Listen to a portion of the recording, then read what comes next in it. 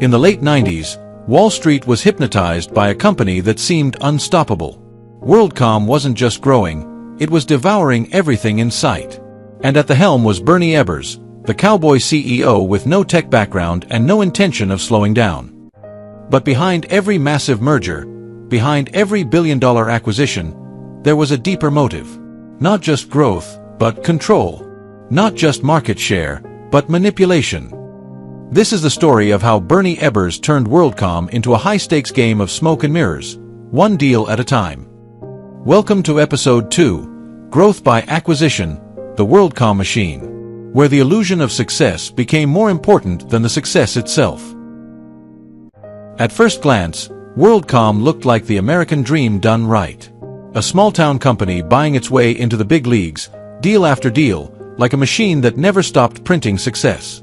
But if you listened closely, beneath the headlines and rising stock prices, you could hear the gears grinding and something burning. Bernie Ebbers had found his secret weapon: acquisition. He wasn't interested in organic growth. That was slow, uncertain. But buying competitors? That was fast. It gave the illusion of growth, the kind Wall Street craved. So he made it the core of his business model. Between 1991 and 1997, WorldCom acquired more than 60 telecom companies. Small ones, regional ones, even a few giants. Every deal made the company look bigger, stronger, more profitable. But behind the scenes, WorldCom's core services weren't actually expanding. Its infrastructure was weak. Its profit margins, thinner than they appeared. But none of that mattered, as long as the stock kept rising. And it did.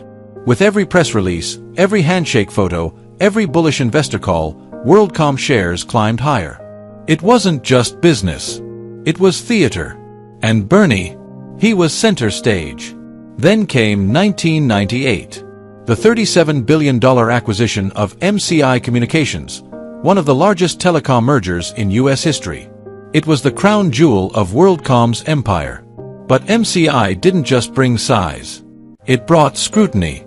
Regulators, analysts, and rival telecom giants started looking closely, too closely. And the numbers, they didn't always add up. Internally, cracks were already showing. WorldCom's accounting department, under pressure to meet sky-high expectations, started doing what too many companies do when growth becomes unsustainable. They bent the numbers. Bernie wanted to keep feeding the beast. Because if the stock price fell, everything would unravel. So the acquisitions continued. WorldCom was no longer a telecom company. It was a stock price maintenance machine. It worked, until it didn't. Underneath the surface, WorldCom was drowning in debt. But Bernie didn't stop. Because by now, it wasn't about service. It wasn't about customers. It was about control. About ego. About legacy. The stock price was the heartbeat of the company. And the heartbeat was starting to skip.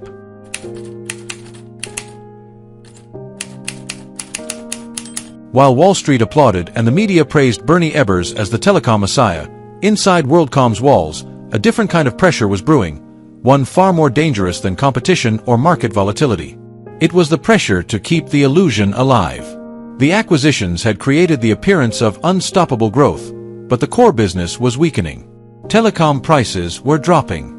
Revenues were slowing. The stock price, once the company's crown jewel, began to wobble.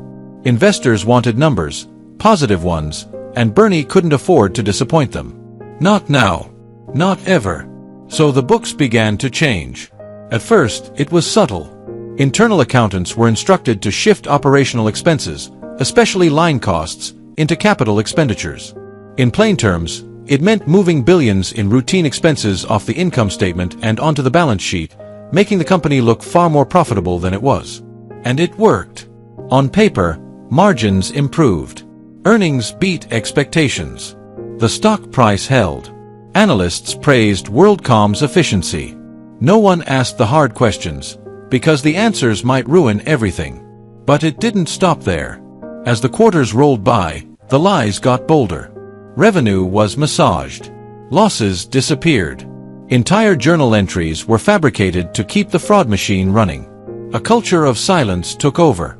Employees noticed discrepancies, but fear kept their mouths shut. Dissenters were ignored. Compliance became a joke. Inside the accounting department, a handful of staff knew exactly what was happening, but they were told it was temporary. Just until things turned around. Just until the next deal. Just until next quarter. But temporary became standard. And standard became criminal. Bernie maintained his innocence, publicly distancing himself from the mechanics of finance. He was the big picture guy, the motivator, the public face. But behind that southern drawl and humble persona was a man whose empire depended on deception. Millions of dollars were flowing through a system that was now rotten to the core. Investors were buying shares in smoke. Employees were cashing paychecks from fiction. And all it would take was one audit, one whistleblower, one slip, for everything to collapse. And that moment was coming faster than anyone inside WorldCom could have imagined. Because buried deep in the numbers, one woman had started asking questions, and this time, she wasn't backing down. In the world of high finance, numbers are supposed to tell the truth. But at WorldCom, they told a carefully scripted lie, quarter after quarter, year after year.